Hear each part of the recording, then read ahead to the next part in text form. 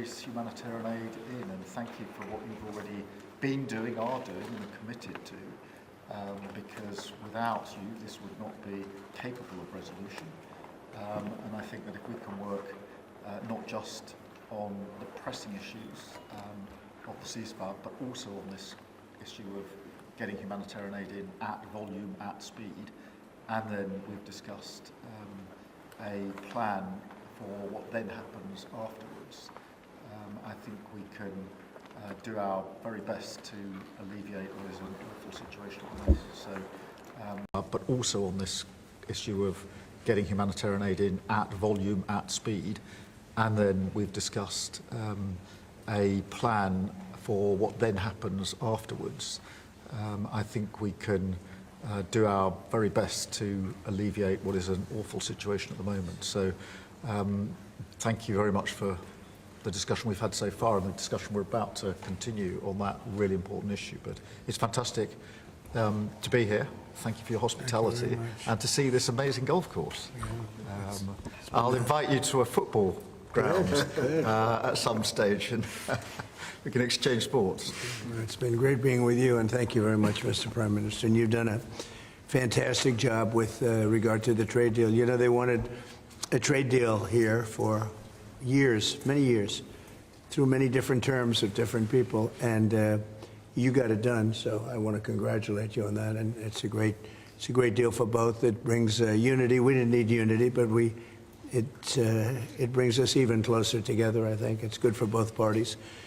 We also discussed, obviously, Gaza, and I think before we get to phase 2, which is, you know, what's going to happen afterwards, we want to get the children fed. We made a contribution a week ago of $60 million, all going into food.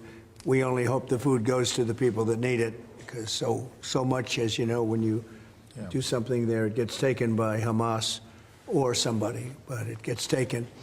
But and we're prepared to help. You know, we want to help. It's a terrible situation.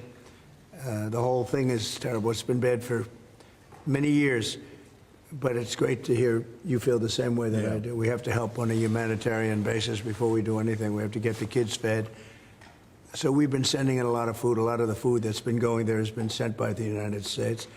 I spoke yesterday with the president of the European Union, Ursula, who was terrific also on the subject, and she's going to play a big role also in helping us. So we have a good group of countries that are going to help with the humanitarian needs, which is food, sanitation, and some other things. It's very difficult to deal with Hamas. As I said, you know, we got a tremendous amount of hostages out, but it would take place in drips and drabs. You'd get 10, you get 5, you get 2, you'd get 10, 12. We get 12 one time. Many of them would come to the White House, and they were so thankful. But I always said, when you get down to the final 10 or 20, you're not going to be able to make a deal with these people, because they use them as a shield. And when they give them up, they no longer have a shield. And the people of Israel feel so strongly about the hostages. Some people would take a different view, but they feel so strongly about the hostages. So that's an ongoing process. Hamas has become very difficult to deal with in the last couple of days, because they don't want to give up these last 20, because they think as long as we have them, they have protection. But I don't think it can work that way. So I'm speaking to Bibi Netanyahu, and we are coming up with various plans. We're going to say it's a very difficult situation. If they didn't have the hostages, things would go very quickly. But they do, and we know where they have them in some cases, and you don't want to go riding roughshod over that area, because that means those hostages will be killed. Now, there are some people that would say, well, that's the price you pay, but we don't like to say that. We don't want to say that. And I don't think the people of Israel want to say that either, which is pretty amazing. A lot of people would say, just get it done and whatever it is. You could also say speed might be better for the hostages. You go through, you know, with speed, you may have a better chance, because they're in deep trouble. They're in deep trouble. You saw October 7th, and you saw what the damage and the horror that they committed. People can't forget that. You know, they tend to forget it, but they can't forget. That was one of the most evil things I've ever seen. and you just cannot forget that. So we're very much involved. The Prime Minister's involved. I'm involved, and I think I can speak. We just signed a very big trade deal, the biggest of them all yesterday, right? And the European Union is very much involved in wanting to help with really the Palestinians in terms of getting people fed. But the area of Gaza, another way of defining it is the area of Gaza. It's a very troubled place, and it has been for many, many years. It has been for many decades. So it's not like this just happened. This has been going on for a long period of time. So that's it. Our hearts are in the right place. We have some good news because the recent war that you just saw, they just announced, I see, the newest of the 5, now this would be 6 that we've stopped. I've stopped 6 wars in the last, I'm averaging about a war a month, but the last 3 were very close together. India and Pakistan and a lot of them. Congo was just, and Rwanda was just done. But you probably know, I won't go into it very much because I don't know the final numbers yet. I don't know. Numerous people were killed, and I was dealing with 2 countries that we get along with very well, very different countries from certain standpoints. They've been fighting for 500 years, intermittently, and we solved that war. You probably saw it just came out over the wire, so we solved it through trade. I said, I don't want to trade with anybody that's, so we solved it through trade. I said, I don't want to trade with anybody that's killing each other, so we just got that one solved. And I'm going to call the 2 prime ministers who I got along with very, very well and speak to them right after this meeting and congratulate them. But it was an honor to be involved, and that was going to be a very nasty war. Those wars have been very, very nasty. So we've done a lot of good work. We've had great support from the Prime Minister anytime we needed help, anytime we needed any form of support. You've been there. We appreciate it very much. Absolutely. And we're going to continue onward. We do have to take care of the humanitarian needs on what they used to call the Gaza Strip. You don't hear that line too much anymore. You don't hear the Gaza Strip, but it is the Gaza Strip, and it's amazing that it's not being handled a little bit differently. We're going to set up food centers, and we're going to do it in conjunction with some very good people, and we're going to supply funds, and we just took in trillions of dollars. We've got a lot of money, and we're going to spend a little money on some food, and other nations are joining us. I know your nation's joining us, and we have all of the European nations joining us, and others also have called, and they want to be helpful. So we're going to set up food centers and where the people can walk in and no boundaries. We're not going to have fences, and, they can't, they see the food from 30 you would say, yards away, and they see the food. It's all there, but nobody's at it because they have fences set up that nobody can even get it. It's crazy what's going on over there. So we're going to work very closely together with your country, a great country. We also discussed inside that we are, there's a whole new thing happening with regard to energy from nuclear. Yeah. And the Prime Minister's looking at that very strongly, and I know you have Rolls-Royce nuclear plants. That sounds pretty good, right? I love that. What a great brand that is. But you're also doing the Rolls-Royce or the nuclear plants, the smaller plants. We're doing smaller and bigger, but the small is interesting. They do a small plant, very easy, very safe, and as they need more, they hook up another plant, and they have a series of plants instead of, doing the $20 billion plant. That gets tough for a lot of people to do. So we're just studying that, and it sounds like you're very far progressed, but that's a great thing you're doing on nuclear. We opened up nuclear about 2 months ago, and it's now safe and very inexpensive. No, we see civil nuclear as a big part of the future as we go to sustainable, independent energy, and I think that between the 2 of us, we can work very much more closely on this, and we've agreed that that's our ambition, that's our aspiration, and this is going to be a big part of the future when it comes to energy. And you can see in the last few years, energy has been weaponized, prices have dictated both families and businesses across the United Kingdom, and therefore taking control of energy is a huge prize. So the more we can work together on this, the better. And small modular reactors are a very big part of the future here, and we've got great companies like Rolls-Royce involved in that. So I'm very much looking forward to working together with you, Mr. President. We'll do that. We'll do that. We're going up to your oil capital in a little while. We're going up to Aberdeen. That's called the oil capital of Europe. And that's a great asset that you have up there someday. If they ever change their thinking on that, you have a great and valuable asset. There's a lot of valuable resources underground there. But that's a decision for you to make. But it's a very amazing place, and it is considered the oil capital of Europe. So it's another option that you have. So we are doing really well as a country, and I think that the Prime Minister has been so supportive of us, and so strong and so respected, and I respect him much more today than I did before, because I just met his wife and family. He's got a perfect wife and family, and that's never easy to achieve, right? But I take no credit for that. But he's become a friend, and together we got a deal done that has not been able to be done. It was a deal that's very good for both parties. A really good deal for both of our countries, and very, very well received here in the United Kingdom. So thank you very much for having us. Thank you. Appreciate it. Any questions? Mr. President, Russia. Earlier you said that you were going to change the deadline from 50 days. Yeah. What is your new deadline? I'm going to make a new deadline of about 10 or 12 days from today. There's no reason in waiting. There's no reason in waiting. It's 50 days. I want to be generous, but we just don't see any progress being made.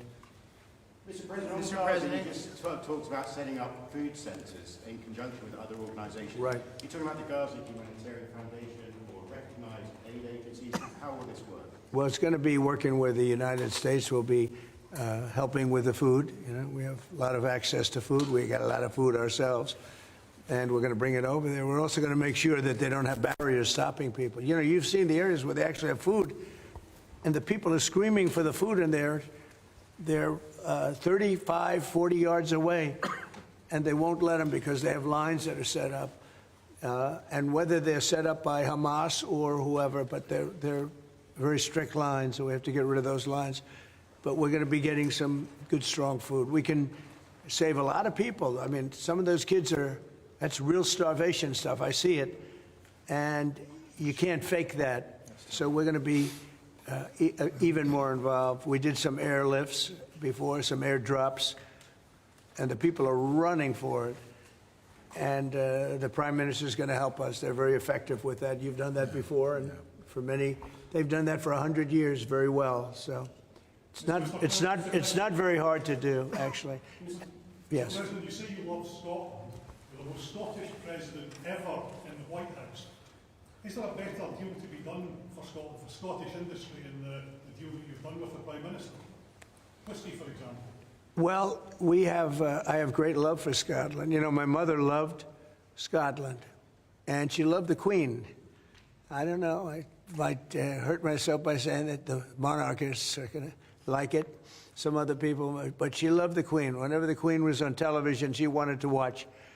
And she would come back religiously. She'd come back to Scotland once a year with my sister Marianne, primarily, and sometimes my sister Elizabeth also. But they love this part of the world. And, you know, we're talking about the Isle of Lewis. We're talking about serious Scotland. That's serious Scotland. There was no doubt about it. So, yeah, it gives me a feeling, you know, it's different. You go to another country, you have no relationship to it. You get to like maybe the head of the country or something. But it's different when your mother was born here, Stornoway, right in Stornoway, a beautiful little place. Is there a better deal to be done for Scotland, for whisky, for example? Because of your love of Scotland, is there a better trade deal to be done for Scottish businesses like whisky? Well, I assume when we do our trade deal overall, a lot of it comes to Scotland, I hope. Maybe all of it should go to It's Scotland. a very good deal for the whole United Kingdom.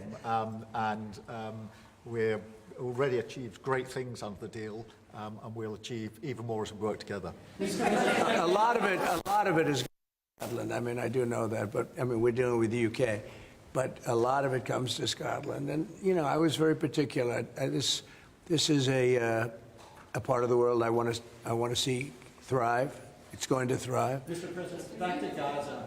You talk about Hamas stealing food and stealing aid. What responsibility does Israel have for limiting aid to the region? And if I could ask a follow-up to the Prime Minister, what pressure can be put on Israel? Is that something that you and the United States could work on together? Israel has a lot of responsibility. They're hampered by the fact that you still have 20 hostages or so. And the people of Israel are very concerned about the 20 hostages. It's very interesting. You could say they could be more concerned about retribution than the 20 hostages, but they really want the 20 hostages to survive and live to make it. You know, many of the hostages came to my office in the Oval Office, and I was amazed by, I would ask them the question, was there any sign of love? Was there any sign of, when you were a hostage and you have all of these people from Hamas around you, sometimes hundreds, sometimes 10, sometimes 2, but you're a hostage and you're being stored in a pipe. It's not even really, you know, a cave or it's a pipe, a little pipe. And some said they didn't think they were going to make it because they were losing air. There wasn't enough air, and they'd open up the pipe just in time, but they didn't do it on purpose. They just happened to open it. They got lucky. But I said, did they ever wink at you and say, like, don't worry, you're going to be okay? Did they ever give you some extra food, even if it was a piece of bread? Did they ever give you anything during that time? And some were there for 400 or 500 days now, right? It's a long time, a year and a half, more than that. And not one person said there was any love from anybody. You know, in other words, you have hundreds of people, and you see it in the movies where somebody's a prisoner and somebody's helping. You even see it with Germany, where people would be let into a house and live in an attic in secret. You know, you'd see signs of some. I said, did you see anything like, did they wink at you? Did they say, don't worry, you're going to be okay? I never received, I ask that question all the time. I've never received one answer that said, yeah, they really wanted to help. No, the hatred is just incredible. But certainly access to food issue. What more can Israel do? Again, to the Prime Minister as well. Well, I think Israel can do a lot. I will say that Iran, I think, interjected themselves in this last negotiation. Can you imagine the beating they took? We wiped out their nuclear possibilities. They can start again. If they do, we'll wipe it out faster than you can wave your finger at it. We'll have to do that. We will do that gladly, openly and gladly. They've been saying, Iran's been sending out bad signals, I'll tell you. For a country that just got wiped out, they've been sending very bad signals, very nasty signals. And they shouldn't be doing that. They shouldn't be doing that. They were talking about things that they shouldn't be talking about. They were interviewed on a recent show, and the foreign minister saying things that he shouldn't be talking about, shouldn't be saying. And I think they got involved in this negotiation, telling Hamas and giving Hamas signals and orders, and that's not good. That's not good. Yeah, I would say, look, we need to get the hostages out. They've been held for a very, very long time, and we must always start from there. But also recognise the situation on the ground in Gaza is absolutely intolerable, and I think that certainly speaking for the British public and myself, seeing those images of starving children in particular are revolting, and there's a sense of revulsion in the British public at what they're seeing, and they know, and we know, that humanitarian aid needs to get in at speed, at volume. Yes, some could be airdropped, and we're working with others, with the US, with Jordan, on that, but the trucks need to get in, because that's the only way you can get the volume in, and we do thank the President for the work he's done to try to get to a ceasefire, which we desperately need, but also to put aid in to the region. There needs to be much more of that. We need to galvanise other countries in support of getting that aid in. And yes, that does involve putting pressure on Israel, because it absolutely, this is a humanitarian catastrophe now. We also need to look beyond that situation to what then happens in the event of a ceasefire, which is desperately needed. And that's why I'm really pleased that we're having a discussion about what a peace plan would look like after that, the component parts of that. And we have to be really clear at this point that Hamas can play absolutely no part in any future governance in Palestine, and and in Gaza. And it's really important that we're clear about what triggered this, who took the hostages, and calling out Hamas for what they are, which is a terrorist organisation. But I think today the focus has to be on getting that humanitarian aid in at speed. Will the UK avoid your pharmaceutical tariffs, and will it happen before August the 1st? Well, we'll be announcing on pharmaceuticals sometime in the very near future. We have a very big plan on pharmaceuticals. We want to bring a lot of the pharmaceuticals back to America, where they should be. If you look at COVID, it sort of taught us a lesson. We were getting our pharmaceuticals from other countries. We almost didn't make any. We used to make them ourselves, and we're going to want to be making a lot of them ourselves, all of them in a sense. But you also have a good pharmaceutical business. We'll be dealing with you on pharmaceuticals also. And we certainly feel a lot better with your country working on pharmaceuticals for America than some of the other countries that were with the relationship we have. You would not use that as a cudgel. You wouldn't be using it as a block. But we're going to be announcing sometime very soon, I think, pharmaceuticals are our whole thing. And the companies know. And drug prices are going to be coming down very substantially in the U.S., very, very substantially. And that'll happen very soon. Mr. President, we can all sense your frustration. No, go ahead. Vladimir Putin. Hold it. We can all sense your frustration with Vladimir Putin. Yeah. Do you think he's been lying to you about his intentions in Ukraine? Well, I don't want to use the word lying. All I know is we'd have a good talk, and it seemed on, let's say, 3 occasions, it seemed that we were going to have a ceasefire and maybe peace, and you divide it up and you do whatever you have to do, that obviously to get to the end. And all of a sudden, missiles are flying into Kiev and other places. And I say, what's that all about? I spoke to him 3-4 hours ago, and it looked like we were on our way, and then I'd say, forget it, and I'm not going to talk anymore. You know, this has happened on too many occasions, and I don't like it. I don't like it. As a successful social media site, there are new powers here to censor your site, state mandates. To censor my site? To censor your site. You mean Truth? And Truth Social? I mean Truth. Is that Well, I don't think he's going to censor my site because I say only good things. Will you please uncensor my site? Yeah, we're not censoring anyone. We've got some measures which are there to protect children, in particular from sites like suicide sites. We've had too many cases in the United Kingdom of young children taking their own lives, and when you look through their social media, they've been accessing sites which talk about suicide and encouraging, if you like, children down that road, and that is what we want to stop. It's nothing about censoring free speech. This country is the proud free speech in this country has been for a very long time. We're very, very proud of it. We will protect it forever. But at the same time, I personally feel very strongly that we should protect our young teenagers, and that's what it usually is, from things like suicide sites.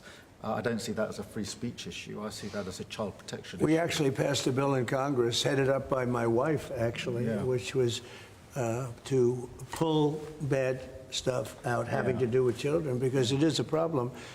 But I cannot imagine him censoring Truth Social. That's more of a very political, and it's been a very big success. Not going to happen. And I only say good things about him and his country, so they say to me, you're making a mistake. I'm going to give my ambassador the job, make sure it's not censored. I had not heard that.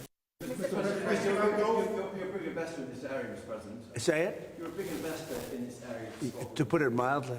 Like this ballroom that we built from scratch. Do you worry, though, about the risk of increased taxes here? Will that stop you investing?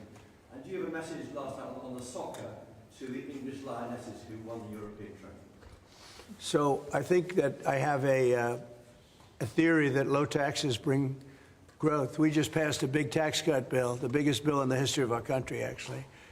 And one big beautiful bill, I used to call it the great one big beautiful, we took the word great out, but it's actually called the one big beautiful bill. It's essentially a very large tax cut bill for everybody. And our country's, pretty soon, I think I can say it right now, our country's never done better. We had a country that was dead. It was dead 6 months ago, a year ago. Leaders from NATO, we had a very successful meeting at NATO, your prime minister was there. It was an unbelievable love fest with all of those countries. And they agreed to go 5% and all the things. Very smart to do. But many of the leaders said, you know, essentially, they said, your country was dead 1 year ago. 1 year ago, we had a dead, and we did. We had a dead country. We had a president who didn't know where the hell he was. We had horrible, horrible people running our country. I think they were sick people, actually, sick. You talk about censorship, those are big, that's all they did was censor, and they didn't know what to do. And they had high taxes. They wanted more tax, total censorship, transgender for everybody, men playing in women's sports, everything bad they wanted, and they still do. That's what they still do. That's why they're down at 15% or something, I saw today, the lowest that the other part of the Democrats have ever been. But no, I find that when you lower taxes, you get growth. I will say this, and the Prime Minister hasn't been here very long, in all fairness. I think he'll be a tax cutter. But I find that as we cut taxes, we did more business. Yeah. You know, in my first tax bill, we cut taxes from 39% down to 22%. And we ended up at the end of the first year, when it was still a little raw, we ended up taking in much more revenue than we did at 39%. It was pretty amazing. And we're taking in a lot of revenue right now, and this was an additional tax cut. So I find, for whatever it's worth, tax cuts are very good. Russia moved up the deadline. It's now 10 or 12 days. Is the sanction the same, that you're going to slap 100% tariff on anybody who does business with Russia?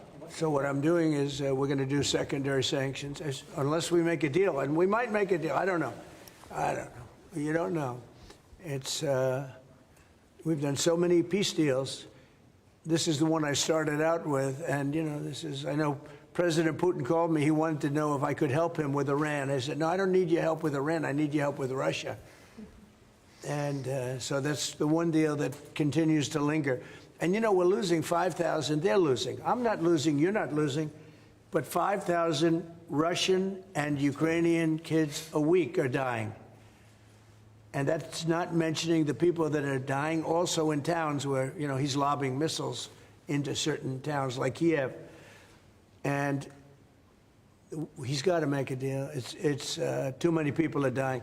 It's a really bloody war. And the 5 is now, they're really telling me that number is obsolete. It's like 7. That's terrible. So you have 7,000 Russian and Ukrainian soldiers dying every single week for no reason whatsoever. So you would think, based on common sense, you would think he'd want to make a deal. We'll find out. No communication with Israel publicly? Have you had any other Ukrainian channels conversations with the Russians? Reiterating this? In what? Reiterating this new pressure and deadline. Yeah, well, we're going to have I mean, well, you're the press. I'm reiterating it to you. Yeah, I'd say 10 to 12 days. I'll announce it probably tonight or tomorrow. But there's no reason to wait. If you know what the answer is going to be, why wait? And it would be sanctions and maybe tariffs, secondary tariffs. You know what a secondary tariff is. And look, the Russian economy, I don't want to do that to Russia. I love the Russian people. They're great people. I don't want to do that to Russia, but this thing, they're losing a lot of Russians. They've lost 1 million Russians. And that's the, you know, sons, that's the sons and daughters of Russian families. They leave the house, they go, bye mom, bye dad, and then they get blown away. And Ukrainian too. Look at Ukraine. It's a disaster what's happened there. But it continues to go on. As you know, we made a deal where the European Union is essentially involved, but it's NATO, and we're supplying weapons to NATO. NATO's now paying because the United States, because of Biden's in for $350 billion, the European nations are in for about $100 billion. Should be the opposite way, by the way. because we have a big ocean in between. It should be the opposite way. But I think that eventually something's going to happen. It should happen fast. So many people are dying. You know, when I settled out with Congo and Rwanda, they lost almost 8 million people. And it just made so much sense. And if I didn't get involved, they wouldn't have done it. They weren't even thinking about settling it. It was just going on forever. And nobody could go into those territories because they'd get killed. They'd get killed.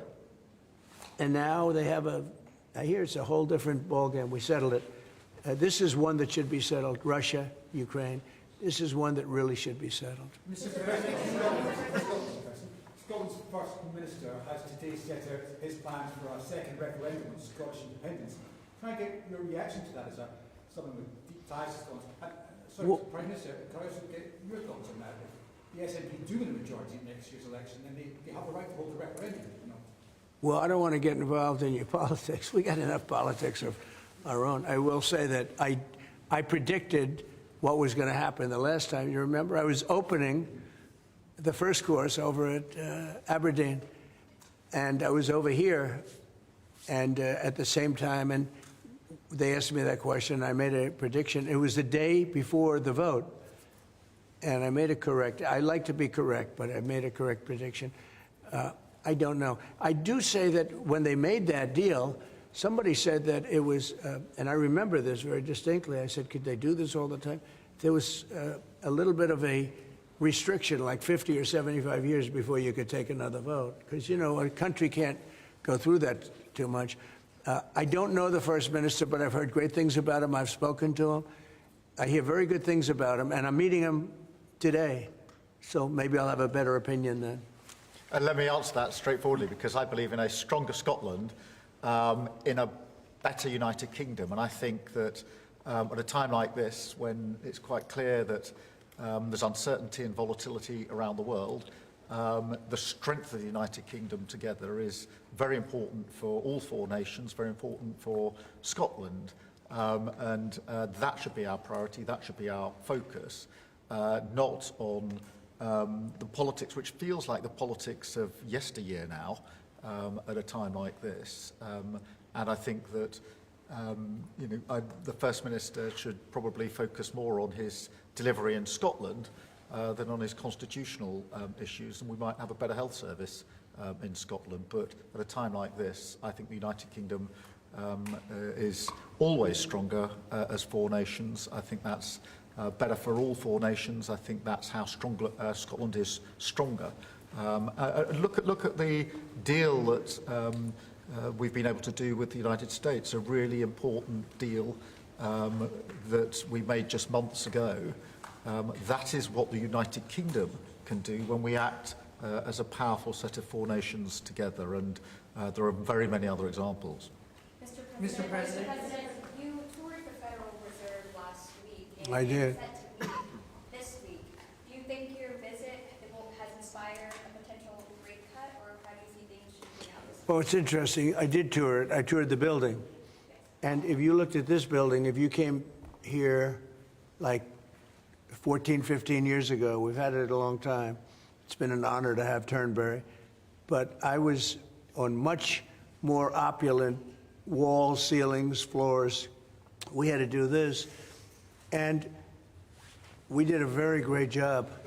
I mean, you see how beautiful it is inside. Everything was saved. Everything was preserved. We had ceilings that were in bad shape. They were falling down. You know, it's very old.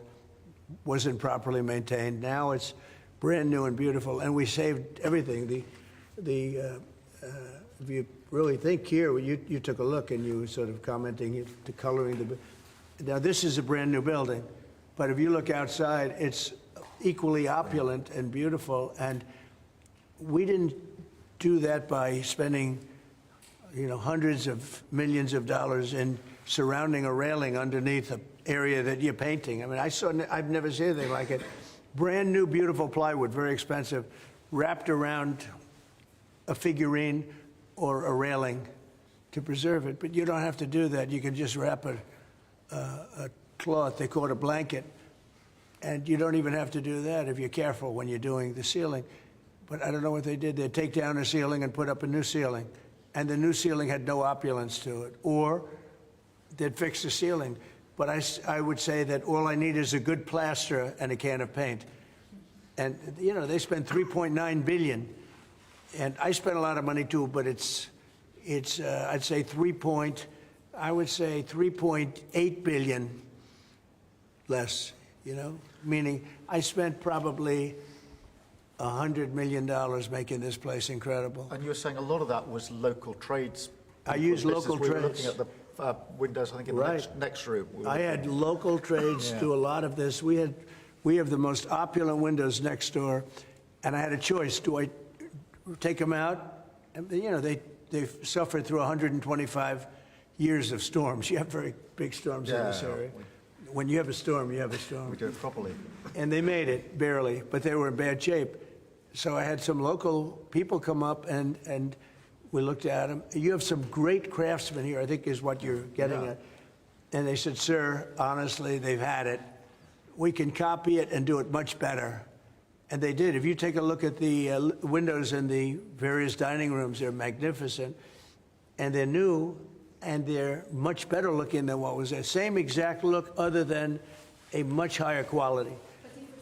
And they're local people. I used a lot of your local people. You have really great local tradesmen here, yes? But do you foresee a rate cut this week? Do you expect A rate cut? Meaning a tax cut? No. Do you expect the Fed to cut rates this Oh, I think he has to. You had 11 cuts, you know? In Europe, they had 11 cuts. In other places, they had 10 or 11 cuts. And we had none, but I'm not going to say anything bad. You know, we're doing so well, even without the rate cut. With the rate cut, it would be better. It affects our housing a little bit. Look, we should be 3 points lower. Each point is $360 billion. Can you imagine that? That's big numbers. Each point, 1 point of cut, is the equivalent of $360 billion in savings. That's big stuff, you know. Those are big numbers in the U.S. Everything's big. He should cut. A smart person would cut. You know, he leaves very soon, so it's like one of those things. But I'll miss him greatly. I'll miss him. Can you tell us Turnbury, if I may, have you or will you enlist the Prime Minister in your effort to bring the Open back to Turnbury? And Prime Minister, you described this beautiful course. Do you agree with the President that it's time to bring the Open back to Turnbury? Well, as you know, that's not a matter directly for me. That's for the sporting authorities. But look, I mean, it is the first time I've been here. It's absolutely magnificent, both inside and out, and looking at the courses itself and the building. It's incredible. But the decision on the Open is not a decision for me, as you'll understand. I should just pick up on the earlier question, because I, for one, will say congratulations to the Lionesses. Last night, our women's football team won the Euros, defended the Euros, I should say. It's a big story. Which was a really big success, and the mental and physical resilience that they showed was quite incredible. So it's a big deal. There's a lot of bunting out today and tomorrow to celebrate them bringing that cup home. Did you get the chance to do any planning for the upcoming state visit? And I mean, how is that going to work? Where would you stay? And anything about this? Well, I'm looking forward to it. It's never been done before, twice. We had our original at Buckingham Palace, and now I guess we're going to Windsor. And it's never been done, and I'm a big fan of King Charles. I've known him for quite a while. He's a great guy, a great person. He looks really well to me. He looks great. So we look forward to coming over. It's going to be... It was one of the most beautiful evenings I've ever seen. I hate to say it, but nobody does it like you people in terms of the pomp and ceremony. True. And I look forward to being here with the ambassador. Our ambassador is a very, very successful man who just wanted to do this. And I said, how are you going to be able to do that? And he's so committed to, you know, the relationship between the countries. But he's a very great guy and a very, very successful man. So I very much thank you for doing this. No, thank you for the honors. Mr. President, will you go to London, or are you worried it's no longer about it? About what? Will you visit London during the state visit? I will. I'm not a fan of your mayor. Why not? I think he's done a terrible job, the mayor of London. But, a nasty person. I think he's done. I think no. I think He's a friend of mine, right? no. I think he's done a terrible job. But I would certainly visit London. Yeah. Would you like Parliament to be recalled? So MP Nigel Farage has asked Parliament to be recalled when you're there. Well, I like Nigel. I mean, Nigel, as you know, is a friend of mine. Nigel's done very well. He's a friend of mine. And Keir's a friend of mine. Would you recall Parliament so that the President can talk to MPs? Well, Parliament's in recess at the time, but look, I do want to be clear. This is an unprecedented and very special state visit. This has never been done before, and there'll be many elements of it that have never been seen before. So this is going to be a historic occasion, and we're all very much looking forward to it. And I was very, very pleased to be able to put forward the invitation when we were at the White House earlier this year. So, but this is not just a state visit. They're always incredible occasions, and this is an unprecedented second state visit. So you can imagine just how special that's going to be. The fact that it's never been done before, and that's because it's non-consecutive, and it's the only reason it could be, made it even more interesting, frankly. So it's going to be great. And being with Charles and Camilla and everybody, I've gotten to know because of 4 years and now 6 months. I've gotten to know a lot of the family members. They're great people. They're really great people. And in that sense, I think that the UK is very lucky. You could have people that weren't great people. I don't know if I'd say that, but you could have people that weren't. But we're very lucky to have our royal family. They're absolutely fantastic. So we really look forward to that. As far as Parliament, if he wants me to speak in Parliament, I'll do it. Okay? But it doesn't have to be then. It could be some other time. Maybe we should save it for another time. We'll let the one visit speak for itself. But anytime, if I could be helpful, I would certainly do it. Thank you. Mr. President, with the EU deal, alternatives are you considering to get the hostages out if there's no ceasefire? Well, there are a couple of alternatives. Some are pretty strong, but the most sensible alternative is talk and negotiation. But I said a long time ago, at a certain point, they're not going to be talking because they're going to lose their shield. The hostages are a shield for them. They did horrible things on October 7th, and the hostages are a shield. And I said, you know, you're going to get down a number, and the number's going to be at a point where you're not going to be able to get them back unless you're going to be very energetic, or to put it a different way, unless you're going to be very ruthless and violent. It's a bad situation to be in, very bad. Mr. President, with the EU deal last night, you talked during the campaign about President Putin respecting you and not helping you have a relationship with him. Do you still feel that way, that he respects for you, considering the conversations you've had that have been really nice? Yeah. I've always gotten along with President Putin. I have had a great relationship with him. And he went through the Russia hugs, too. You know, I mean, it was, we used to talk about it. We used to say, you know, it's too bad we really can't do anything between our country. Because if we did, they'd say, oh, it's, you know, some. Look, I was tough on Putin because I was the one that closed up Nord Stream, and Biden came along and opened it up. I was very tough on Putin in one way, but we got along very well. And I never really thought this would happen. I thought we'd be able to negotiate something out. And maybe that'll still happen, but it's very late down the process. So I'm disappointed. And, you know, the funny thing is that their economy isn't that big, and it's having a hard time right now. But it's a relatively small economy. A strong military, but strong economy. And it used to be a strong economy. Now it's not. He's going through a lot. Economically, it's not easy. But it's pretty small. You know, compared to that magnificent size of that land. The land is massive. It's got, I guess, 9 time zones or something. It's a massive piece of land. Russia could be so rich. It could be so rich. It could be thriving like practically no other country. And they're holding that back because we can't. He wants to do trade deals with us. He talks about it all the time. He wanted to.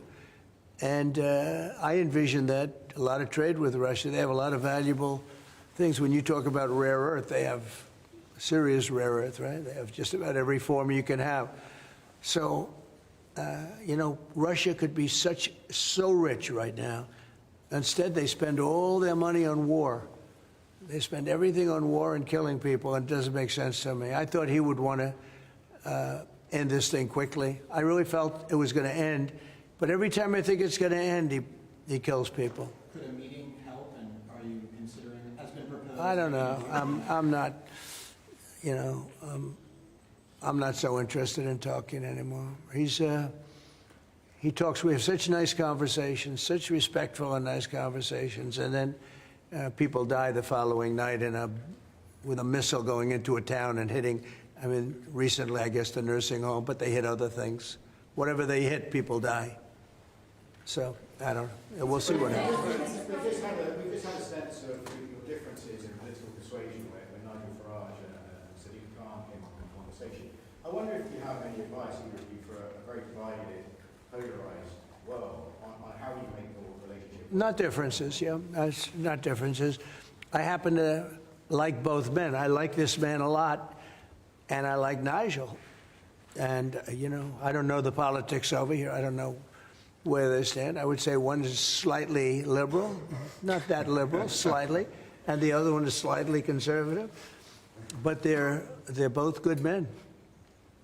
Mr. President, Well, look, I mean, we like each other, we respect each other, we get on, and we've both got a great love of our countries, of our families, and therefore there's a huge amount that we have already achieved, actually, together, and will achieve as we go forward, leading our respective countries, and of course the relationship between our countries.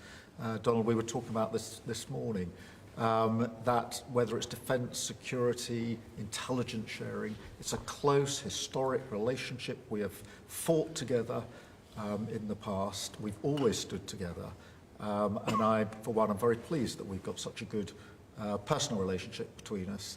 And I think it just shows that even if you come from different political perspectives, different backgrounds, actually there's a huge amount of common ground when it comes to what is in the best interests of our two great countries, and they are two great countries. And I think that because we focus on what's best for our countries, we get along very well, and I'm very pleased that that's the case. Mr. President. Well, I do know he wants to cut taxes as much as he can. And, you know, politics is pretty simple. It's, I assume there's a thing going on between you and Nigel, and it's okay, you know, it's two parties. But generally speaking, the one who cuts taxes the most, the one who gives you the lowest energy prices and the best kind of energy, the one that keeps you out of wars, he's kept you out of wars, but the one that keeps you out of wars, you know, you have a few basics, and you can go back 1,000 years, 1,000,000 years, whoever does these things, but low taxes, keep us safe, keep us out of wars, no crime, stop the crime, and in your case, a big immigration component, you know, because I know that your attitude has become strong on immigration, strong on the toughness of immigration. But I think whoever's going to be, I think I won because we had a lousy president, to be honest with you. We had an incompetent president. But I won because I was very strong on immigration. Now, we had inflation. We had sort of a bad economy with this guy. We had a lot of problems. But I focused on immigration more than I did anything else. And I think I won because of immigration. I think I won because of the border. I had a bad border where millions of people were coming in to our country illegally. And as you know, in last month, 0 people came into our country illegally, 0.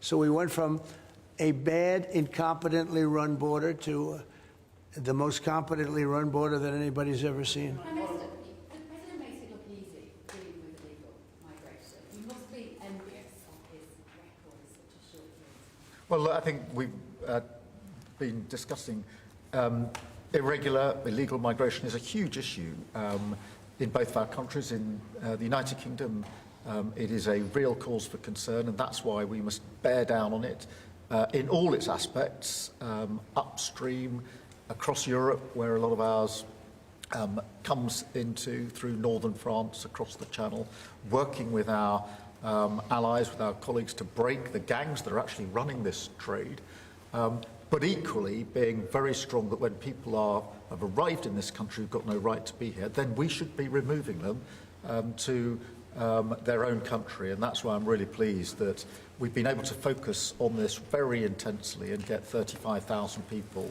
out of the United Kingdom who had no right to be here, because the message has to be you can't make your way to the United Kingdom.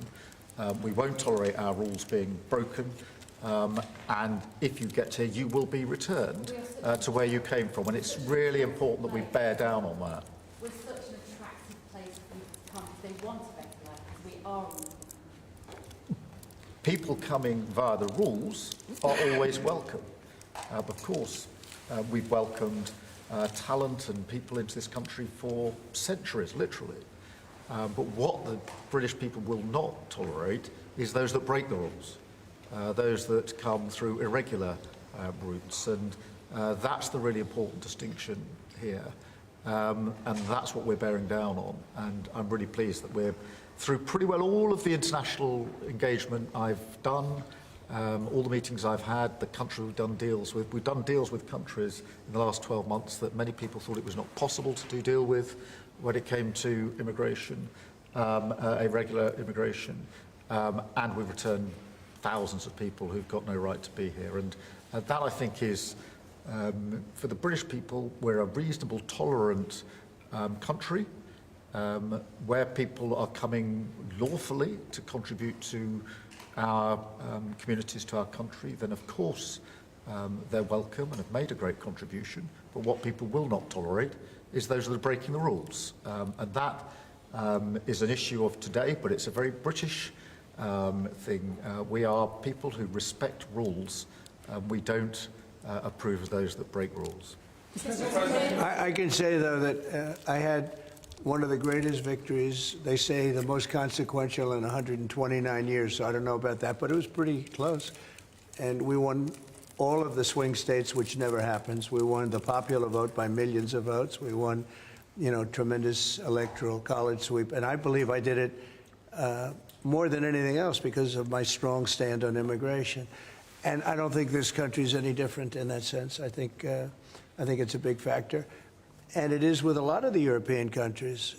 Some of the countries have lost their way, and they have tremendous crime because of it. I mean, you had countries with no crime that now have tremendous crime. And you know the countries, and I know the countries. And so I think it's a huge factor in any election, not just this election, but in any election. I think the one that's toughest and most competent on immigration is going to win the election. But then you add low taxes and you add the economy. He did a great thing with the economy because a lot of money is going to come in because of the deal that was made. But I think that immigration is now bigger than ever before. Mr. President, your Treasury Secretary is meeting with Chinese trade Right now. Right now. Have you received an update? Do you expect a deal when these talks are over, especially with the August 1st deadline? No, they're meeting right now. And, we have a good relationship with China. But China's tough. And like you're tough, we're all tough, yes. But we're going to see what happens. We just concluded our deal with Japan. It was very good for everybody. We're making, great deals. We're making deals that are good for us, but we want them to be good for everybody. It's important. It's sometimes I'll do something that I shouldn't do because it's not very important for our country, but it's very meaningful for the country on the other side. And I'll let them have that point because it's very important for them. So I don't know, but we've made a lot of deals in the last couple of months. And then ultimately, as you might as well know, we're going to just, because we have, you have 200 countries, more, but people don't know that. You got a lot of countries. And I wouldn't want to sit down with 200 people and have to deal the way he was calling me all the time. We want this, we got to have that. These are tough negotiators. These are, look, they're smart people, are tough negotiators. They know what they want. And, but we're going to be setting a tariff for essentially the rest of the world. And that's what they're going to pay if they want to do business in the United States. Because you can't sit down and make 200 deals. But we've made the big ones. We just finished Indonesia. They opened up their country. We just finished Japan. They opened up their country. Japan opened up the country. They were totally closed. They opened it up to our cars, even to rice. Rice was a big deal. They would never take anybody else's rice. They'd take in rice. But they opened up their country. Philippines, we just finished. They opened up their country. They were very closed. I'd love to see China open up their country. So we're dealing with China right now, as we speak. Yeah, we're dealing with China right now. The deal you've got with the UK is better than the one with the European Union. Is that because you think Brexit was a good idea for this country? No, look, we have a very special relationship with this country. Like, my mother was born here. And not only born here, loved it. She'd come back, I told you, religiously every year. And she'd go up to Stornoway and see her relatives. But she loved the country. Yeah, that probably it always has an impact. Always has an impact. But, Germany has a new leader, and I think he's terrific. I think you like him too. Yeah, I think he's terrific. My father was born in Germany. Or his parents were just out. But, so, you have a lot of feeling for this part of the world. I do. I want to see this part of the world do well. Germany, Scotland, UK. I want this part of the world to do well. All of the nations. You do feel a certain. You have a warm feeling toward a part when your parents are born essentially here, and I think maybe it's slightly different.Maybe it's not. I don't know, but maybe it's slightly different. Mr. President, we didn't completely rule out a pardon for Ghislaine Maxwell who landed. Is that something you would ever consider, and why? Pardon for who? For Ghislaine Maxwell. Well, I'm allowed to give her a pardon, but nobody's approached me with it. Nobody's asked me about it. It's in the news about that aspect of it, but right now it would be inappropriate to talk about it. So, Mr. President, your opposition to offshore wind is well known in Scotland. Wind is a disaster. But in Scotland and across the UK, wind farms. I know, it's a shame. It's not his fault. I used to tell Alex Salmond. Have you spoken to the Prime Minister, and will you speak to the First? Well, all I can do is give my look. Wind is the most expensive form of energy, and it destroys the beauty of your fields and your plains and your waterways. And look out there. There's no windmills, but if you look in another direction, you see windmills. When we go to Aberdeen, you'll see some of the ugliest windmills you've ever seen. They're the height of a 50-story building, and you can take 1,000 times more energy out of a hole in the ground this big. This big. It's called oil and gas. And you have it there, the North Sea. This big, that nobody would even see. You can take 1,000 times more power because the wind is intermittent. It doesn't work. It's extremely expensive. All the windmills are made in China. They used to be Germany and China. Now they're mostly in China. They all come out of China. They say that the blades, which are carbon fiber, you can't bury. Oh, okay, you can't bury. What are you going to do, dump them in the ocean someplace? Because they only last a certain period of time. And remember, a windmill has a life of 8 years, especially when they're out in the salty sea, and they start to rot and to rust. You're going to have to replace them. It's very hard to replace them. Wind needs massive subsidy. And you are paying in Scotland and in UK and all over the place where they have massive subsidies to have these ugly monsters all over the place. So I've restricted windmills in the United States. Now, a couple we have, the poor stupid people at the beginning, they approved them, so they have their full approvals. But I've restricted windmills in the United States because they also kill all your birds. They wipe out. It's interesting. If you shoot a bald eagle in the United States, they put you in jail for 5 years. And yet windmills knock out hundreds of them. They don't do anything. You explained that. So it's a very expensive energy. It's a very ugly energy. And we won't allow it in the United States. So we believe in a mix. And obviously oil and gas is going to be with us for a very long time. And that'll be part of the mix. but also wind, solar, increasingly nuclear, which is what we've been discussing this morning, civil nuclear as we go forward. The most important thing for the United Kingdom is that we have control of our energy, and we have energy independence and security, because at the moment, whatever the attributes and facilities in the North Sea, that is sold onto the international market. We buy it back off the international market. That was a historic mistake in my view. But what we need is a mix so that we get the energy security that we need for the future, and that's the focus of everything that we're doing. But what we have discussed today is that the energy prices are too high, which is why we recently took measures to reduce the energy prices, particularly for energy-intensive businesses. But in the long run, the only way to reduce your energy prices is to take control of your energy, and that's what we're doing, taking control of our energy. Mr. President, our King Charles, who you are a great friend of, is a big fan of eco-projects, windmills, as you call them. Is he wrong? So King Charles is an environmentalist, I will tell you. And I say that in a positive way, not a negative way. And every time I've met with him, he talked about the environment, how important it is. And I'm all for it. I think that's great, you know. King Charles, more than anything else, loves the country. But I got to know him very well. He truly is an environmentalist. He wants clean air, clean water, you know, all of the things that we all want. Mr. President, you have said that you have not been briefed on the Epstein files, or your name has not appeared in the Epstein files. But doesn't the AG have to tell you if your name is... Well, I haven't been overly interested in it. You know, it's a hoax that's been built up way beyond proportion. I can say this, those files were run by the worst scum on earth. They were run by Comey, they were run by Garland, they were run by Biden and all of the people that actually ran the government, including the auto pen. Those files were run for 4 years by those people. If they had anything, I assume they would have released it. The whole thing is a hoax. They ran the files. I was running against somebody that ran the files.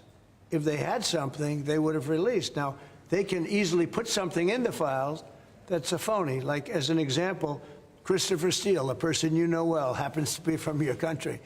But Christopher Steele, as an example, wrote a book, a dossier. We call it the fake news dossier. And the whole thing was a fake. The whole thing was a fake. They can put things in the file that are fake. But those files were run by bad, sick people.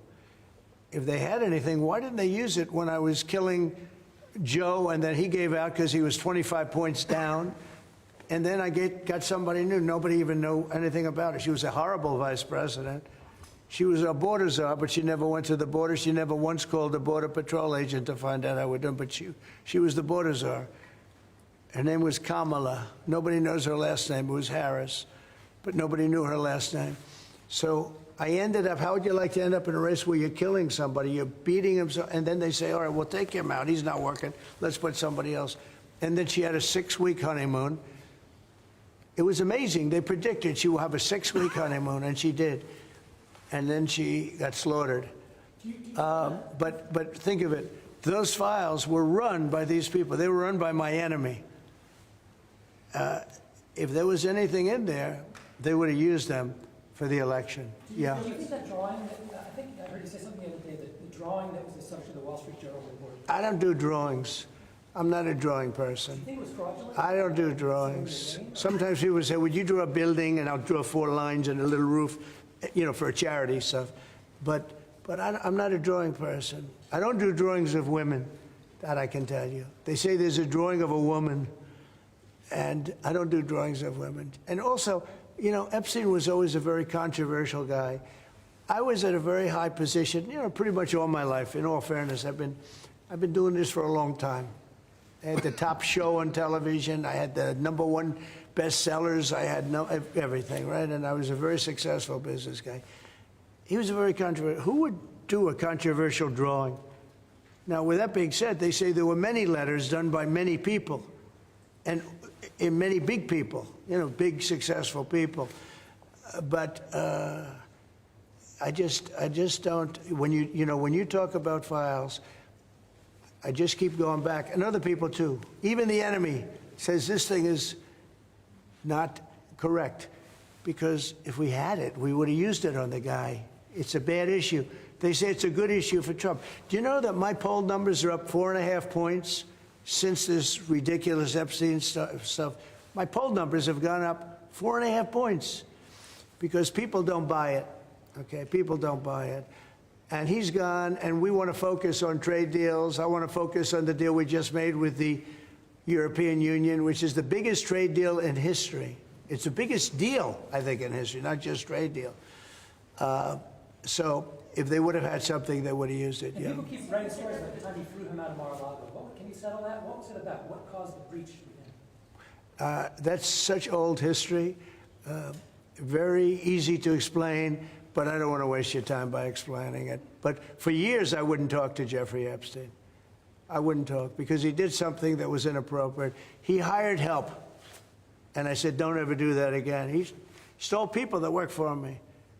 I said, don't ever do that again. He did it again, and I threw him out of the place, persona non grata.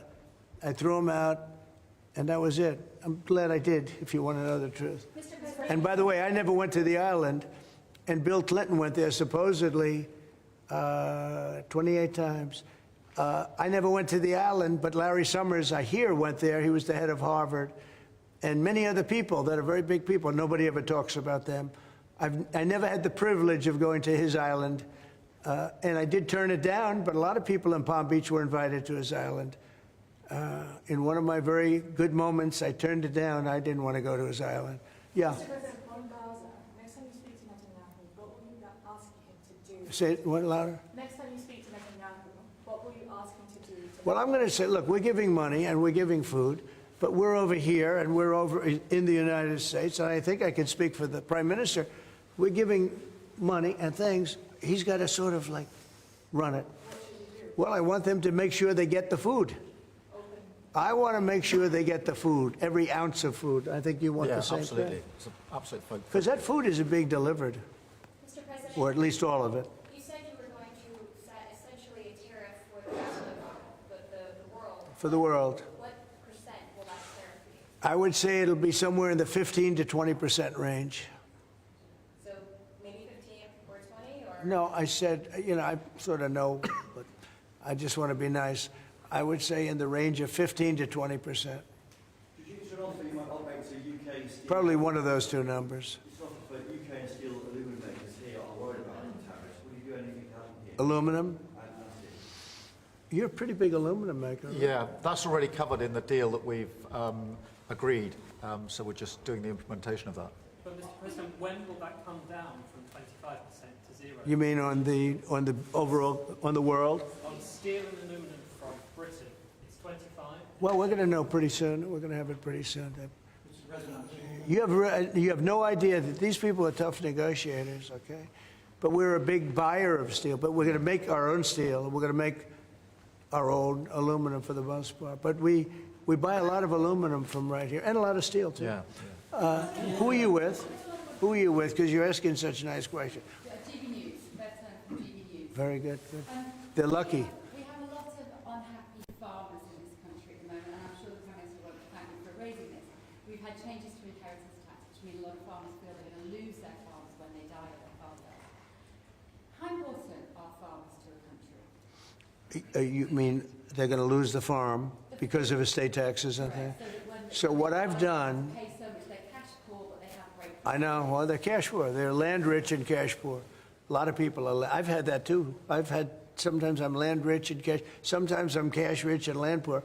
I like it both ways, but as they get older, I like the more conservative route. So I did something that I don't know if you can do, but it was great. I love our farmers. As you know, in our tax bill, we have a clause that's very important. We were losing a lot of farms to the banks because a loving mother and father would die and left their farm to their children or their child, but their children, their family. And they loved their family, and they thought they were doing them a favor, but they had a 50% tax to pay. So the land would get valued, and at a high number, because some of the farms were valuable, but they didn't, they couldn't quantify it. and they'd go out and borrow money to pay the estate tax or the death tax, as it's called, and they'd overextend and they'd lose the farm, and they'd commit suicide in many cases. No. Our levels are nowhere near 50%. They're not. We've just introduced where it's paid over many years. Works out. Well, that's good. An extra 2% a year over 10 years. So it's not at those levels by any stretch of the imagination. But the other thing that we've done, as you know, is make sure that we've got a pathway for farmers that actually increases their year-on-year income, which is the most important thing. And in all of the deals that we do, we ensure that our farmers are the central focus for much of it, particularly on the agriculture, including in the US deal, because I don't think we can go on for years saying that it's acceptable for farmers to have a year-on-year income which isn't sufficient. We've got to fix that problem. We can't simply live with that problem, so it's a very different situation. Well, we ended the estate tax. There is no estate tax on farmers. So when a parent leaves their farm, because again, a lot of these farms, they don't make a lot of money, but it's a way of life, and they love their way of life, and they love that dirt. That dirt is the most beautiful thing they've ever seen. They love it. I mean, they're farmers. They love doing it. They don't know how to do anything else, but they don't want to do anything else. I speak to farmers. I say, would you like to live in my penthouse in Manhattan? It's the most beautiful. No, sir, I want this farm. And what happens is, we were losing a lot of people to suicide. They'd borrow money to pay the estate tax, and they were not able to pay it. And some banks are ruthless; they wouldn't do anything, and they would end up committing suicide. We have totally ended the estate tax in those situations, so there's no estate tax. So when a parent leaves the farm to the kids, they don't have to worry about their local, possibly unfriendly banker coming in and stealing their farm. Migration, one of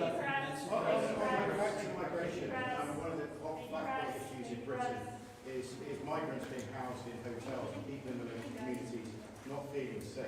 Is that an appropriate place to house migrants? I don't like anything about it. They shouldn't be allowed in.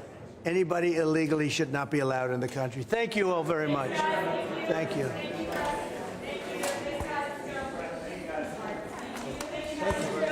Take everything.